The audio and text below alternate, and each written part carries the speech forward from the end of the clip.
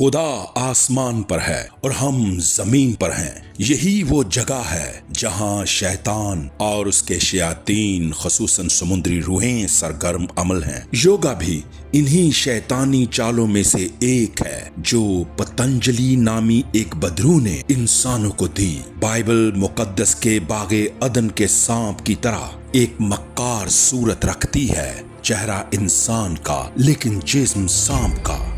آج لوگ کہتے ہیں کہ یوگا نے ان کی صحت کے مسائل پر قابو پانے میں مدد کی ہے۔ بظاہر ایسا لگ بھی سکتا ہے، لیکن یوگا کی مشق کے ذریعے انسان نادانستہ طور پر نامعلوم روحوں کو اپنے جسم میں داخل ہونے دیتا ہے۔ اوم کے ورد کے ساتھ ذہن کو خالی کرنا مراقبہ نہیں بلکہ قبضہ ہے۔ بائبل مقدس ہمیں خبردار کرتی ہے کہ ہمارا بدن خدا کا مقدس ہے اور اس میں صرف خدا کی روح کو رہنا چاہیے، نہ کہ بد روحوں کو۔ آبی روحیں نہایت چالاک اور فریبی ہوتی ہیں۔ ان کا مقصد صرف آپ کی روح کو اپنی گرفت میں لینا اور آپ کے خاندان اور نسل کو خوشحالی سے دور رکھنا ہے۔ اسی لیے داؤد نبی دعا کرتا ہے، جو تیرے نام پر بھروسہ کرتے ہیں وہ سدا خوشی سے للکاریں، وہ سدا شاد رہیں۔ حیرت کی بات یہ ہے کہ آج امریکہ اور مغرب میں بہت سے پادری بھی یوگا کرتے ہیں اور اپنی کلیسیاؤں کو اس کی ترغیب دیتے ہیں۔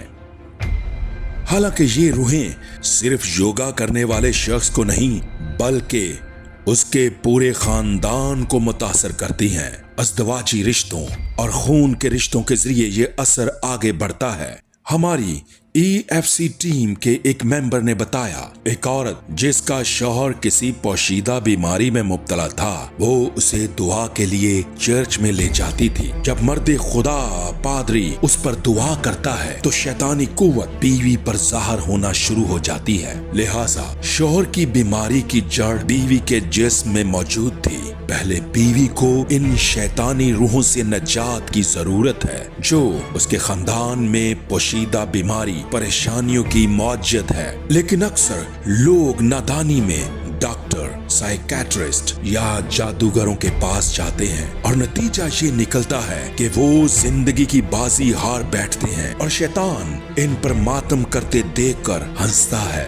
موجودہ دور میں مغربی اقوام میں نوجوان خواتین میں کئی نئی بیماریاں بڑھتی جا رہی ہیں، جیسے آٹزم، دماغی رویے کی بیماریاں، اوورین سسٹ، ہیضہ دانی کی بیماریاں، مرگی اور دماغی خلل۔ جب کوئی بچہ آٹسٹک بیماری میں مبتلا ہوتا ہے، آٹسٹک بچے کا دماغ دوسروں کی طرح کام نہیں کرتا اور اس کے سیکھنے اور رویے کی صلاحیت مختلف ہوتی ہے۔ آپ ایسے بچوں کی آنکھوں میں دیکھنے کی کوشش کریں تو یہ ناممکن ہے، کیونکہ یہ روحانی صورتحال ہوتی ہے۔ مشکل سے 1 صدی قبل جب مغربی ممالک میں یوگا کا رواج نہیں تھا، ایسے حالات انتہائی کم تھے، لیکن آج اگر کوئی اس مشاہدے کی طرف اشارہ کرتا ہے تو اس کی آواز کو نام نہاد حقائق کی جانچ پڑتال کے ذریعے دبا دیا جاتا ہے۔ لیکن یاد رکھیں، ہر اچھی اور کامل چیز آسمانی باپ کی طرف سے ہے۔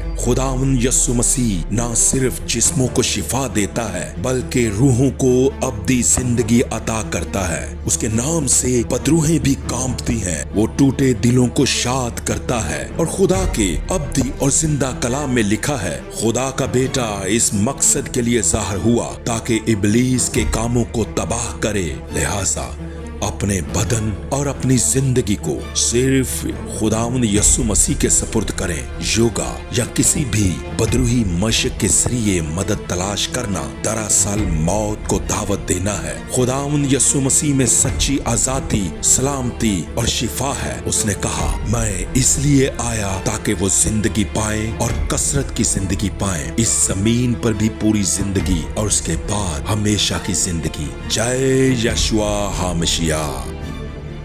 آپ بھی اور تم بھی دیکھتے رہا کریں بائبل اور ہم EFC ٹیم کے ساتھ۔